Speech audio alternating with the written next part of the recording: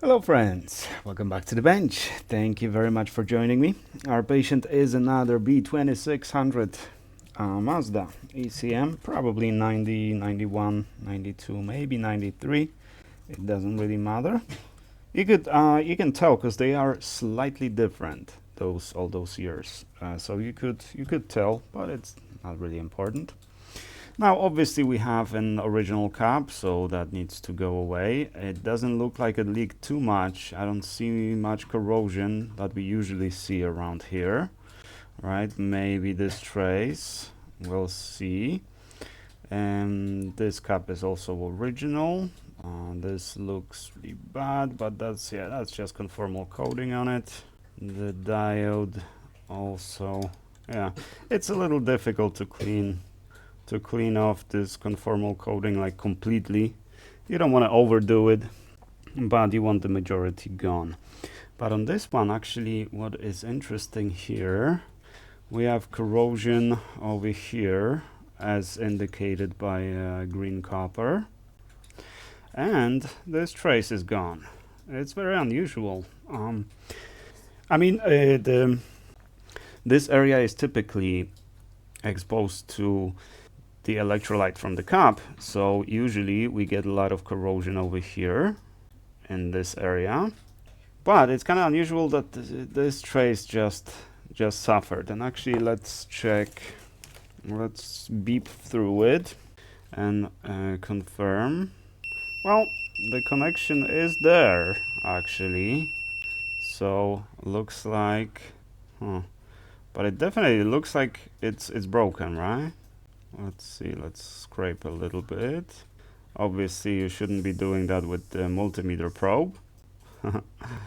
Yeah, the connection looks like it's there. It was just darker. Yeah. So let's remove the cap real quick and let's test it, because I'm kind of curious what the meter is gonna say on this cap. Obviously, we know it's bad, but just out of curiosity, let's test it. My new batch of flux is being made as we speak. I messed up the previous one, unfortunately. It became way too thick, and this one's also pretty thick. I sent some to Nathan. We'll see if he's gonna be able to even use it.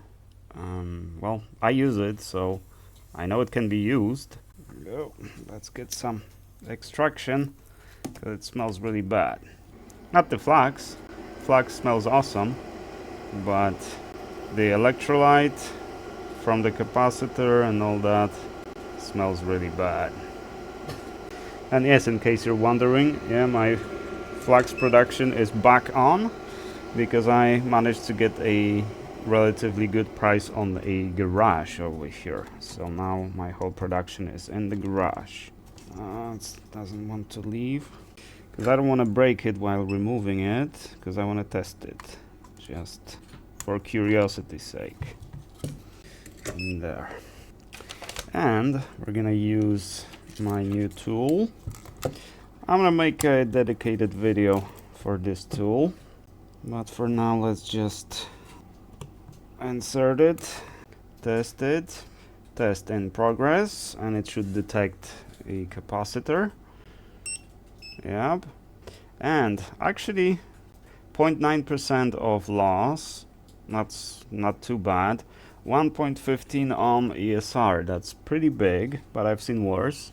And capacitance is 48 mics, which is correct. So this cap actually, I don't know, did it leak? Most likely, because they always leak. Now that's flux, that's not the electrolyte. Interesting. We don't know what was wrong with the car, what the symptoms are, so we only know that it's here for rebuild. So we have some corrosion here and there, not on this side, and I've seen some a little bit somewhere. No, this one's good. We're obviously gonna replace these, and actually let's do that right now. Actually, let's not waste wick. I don't care about the flux, but the wick let's save some wick and let's just pump it. There's these, yeah. You hear that bubbling? That's not good. Either there's still alcohol on the other side, or yeah, most likely that's what it is.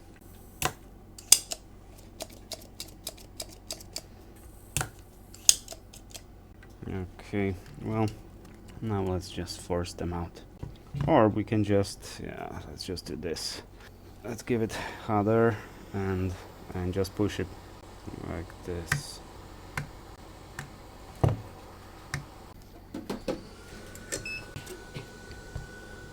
Now, what was bubbling on this side? Oh, it smells really bad. Oh, that's interesting. So normally, bless you. Normally, when the electrolyte makes it to here, there's plenty of corrosion and stuff, but this looks like it only after the cleaning, just some of that conformal coating just made it over here.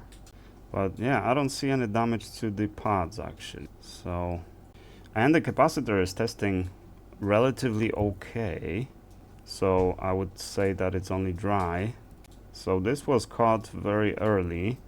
I always say that, you know, whether your truck is running fine or not, this will happen to your ECM eventually, right? There's no way around it. That's how they were built, and it will happen.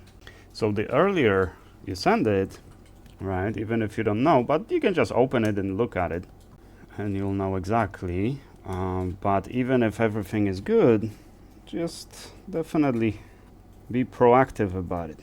Now let's test these. So they usually test for capacitance, they test fine, but they test they indicate very high ESR, and these kind of capacitors, they shouldn't have high ESR. Yeah, 2.6 ohms, right? So the capacitance is still there because it's a film cap, but ESR jumped to more than 2 ohms. That's a huge ESR. So that's why I replaced them. And just to show you what a new cap replacement, what it shows, let's stick it in. Test in progress, or in process. Yeah, well, Chinese translation. And we have 701, right? This should be 680, and no ESR, right? They shouldn't have ESR because these are film caps. These should be very low ESR, should be non-existent. Mainly because, well, first, it's kind of like ceramic cap, right? There are no moving parts in there. There's no chemistry inside. Okay, we're gonna be hearing sneezing from my son over here. What are you gonna do? I don't know if this is like some allergies or is getting sick. I don't know. This time of year, I wouldn't expect allergies, but who knows? Okay, so let's clean here and clean here. Yeah, there was definitely a little bit of leakage here, but caught very early. So it's hard to say if there was anything wrong with the track. And usually the owners of this track, usually first thought is just to repair the ECM, because in 90% cases that's what's going to be causing an issue. But there's that 10% that send an ECM for rebuild, and I conclude that it's not ECM, which means, you know, if you send it for this repair, it's not just that you just send it for repair, I send it back and we're done. You know, if it still doesn't work, then we're figuring it out, right? So we're gonna be emailing back and forth just to figure out what's wrong with your truck. So in either case, this service will help you resolve the problem. Just sometimes it's not the ECM. But in either case, the problem's going to be resolved. Okay, now let's see, is this going to soak everything? Yeah, it's soaking very nicely. Okay, so this is done. Now let's remove this cap since we're already at it. This one usually doesn't cause any issues, but again, we're just replacing everything that can potentially go wrong in the future, even if it's not an issue right now.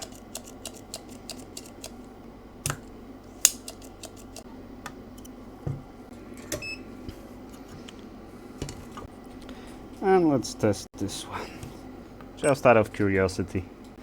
Again, I don't expect it to be bad, but it will likely have high ESR. And oh, we have V-loss. So you see the ESR is pretty low, 56 mics, so it's good. ESR 200 milliohms is not too bad, especially for this purpose. But voltage loss 1.4% is a little bit, maybe not alarming, but you don't want to see it. You actually don't want to see this line at all, V-loss, right? So it should be around 0. But I've seen them as high as 20%, actually. So this is not, not the worst one I've seen.